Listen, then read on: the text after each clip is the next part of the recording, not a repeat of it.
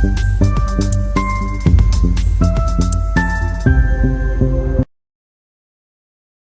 Chart को हम लोग समझ लेते हैं मार्केट किस हिसाब से बायर और सेलर को बिठाने का कोशिश किया। मार्केट क्या बिठाएगा, बायर सेलर खुद ही बैठे हैं। साइडवेज मोमेंटम है, मार्केट कहीं गया नहीं है तो कोई निकला ही नहीं है।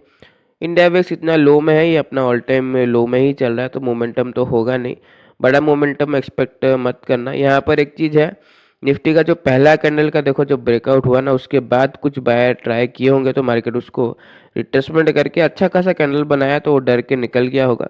तो अगर वो बायर निकल गया तो दोबारा निफ्टी अपसाइड जा सकता है। और यहाँ का बायर तुम सोच रहे होगे तो मार्केट उसको 0.5 का रिट्रेसमेंट करके निकाल दिया है, देख लो। तो बायर जब भी ट्राई किया मार्केट निफ्टी उसको निकालने की कोशिश किया, तो ऐसे में निफ्टी अपसाइड जा सकता है। तो निफ्टी अगर अपसाइड जाएगा तो बैंक निफ्टी तो पीछे हटने वाला है नहीं। आज भी मैं कॉल में भी ट्राई किया, ये ब्रेकआउट नहीं किया, पुट में ट्राई किया तो पुट में गिरा भी तो नहीं ना, दोबारा ये 200 का लेवल को होल्ड कर दिया, मतलब स्ट्रेंथ है, बायर इसको बार बार अपसाइड होल्ड करने की कोशिश कर रहे हैं।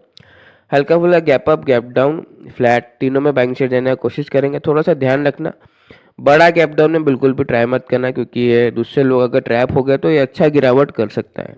बाकी on the spot situation change हो सकती है, तो थोड़ा ध्यान रखना। धन्यवाद।